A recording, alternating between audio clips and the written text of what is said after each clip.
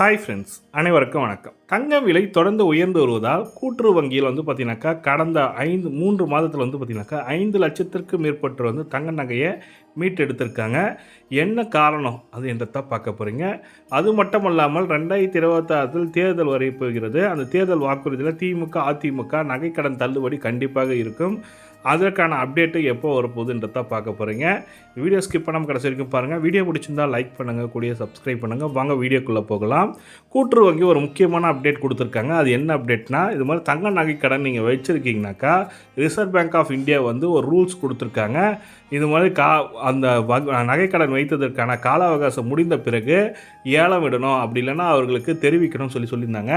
அவர்கள் தெரிவித்திருந்தாலும் அவங்க வட்டி மட்டும் கட்டக்கூடாது, அசலையும் சேர்த்து கட்டி நகைக்கடனை மீட்டுக்கொள்ள வேண்டும் சொல்லியிருந்தாங்க ரிசர்வ் பேங்க் ஆஃப் இந்தியா. இது நடைமுறைப்படுத்தப்பட்டுள்ளது. அனைத்து வங்கியில் நடைமுறைப்படுத்தப்பட்டதால் கூட்டுறவு வங்கியில் அந்த நடைமுறை செயல்படுத்தப்படும். ஆனால் இது ஏழை எளிய மக்களுக்கான ஒரு வங்கி கடன் தான் இது.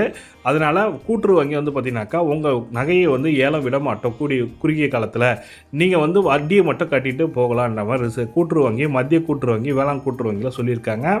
நகைக்கடன் வைக்குவர்கள் நினைப்பவர்களுக்கு கூட்டுறவு வங்கியில் வச்சிங்கனாக்கா ஒரு பயனுள்ள தகவலாக இருக்கும். ஏன்னா கூட்டுறவு பேங்க்கில் தான் பார்த்தீங்கன்னாக்கா தமிழக அரசாங்கம் கடந்த தேர்தல் வாக்குறுதியில் கொடுத்த மாதிரி 5,000 நகை தள்ளுபடி செய்திருந்தாங்க. அதே போல் இந்த தேர்தல் வாக்குறுதியிலும் நகைக்கடன் தள்ளுபடி இருக்குன்ற மாதிரி சொல்லி கொடுத்துருக்காங்க. அதனால் கண்டிப்பாக கூட்டுறவு பேங்க்கில் ஒரு 5,000க்குள்ளே வைக்கணும்னு நினைக்கிறவங்க கூட்டுறவு பேங்க்கை வச்சு நீங்கள் பயன்பெறுமாறு கேட்டுக்கிறேன்.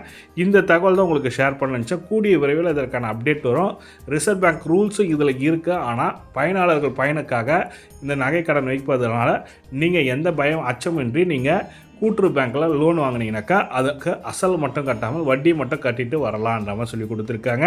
அதுவும் இல்லாமல் ஏலம் உடனடியாக விடப்படாது. கடன் வாங்கிய நபருக்கு தொலைபேசி தொடர்பு கொண்டு அவர்களுடன் நிலவரம் என்னவென்று தெரிந்து கொண்டு அவர்களுக்கு தகுந்த நடவடிக்கை எடுக்கப்படும் சொல்லி கொடுத்துருக்காங்க. அவங்களுக்கு பார்த்தீங்கன்னாக்கா கட்ட முடியாத சுச்சுவேஷன்னா அவங்க வட்டி மட்டும் கட்டிட்டு போகலான்ற மாதிரி ரிசர்வ் பேங்க் ஆஃப் அதாவது கூட்டுறவு பேங்க்கை சொல்லியிருக்காங்க. அந்த தகவல் தான் உங்களுக்கு ஷேர் பண்ணிச்சேன். கூட்டுறவு பேங்க்கில் வைங்க. இந்த வீடியோ பிடிச்சிருந்தால் லைக் பண்ணுங்கள், கூடிய சப்ஸ்கிரைப் பண்ணுங்கள். தேங்க்யூ.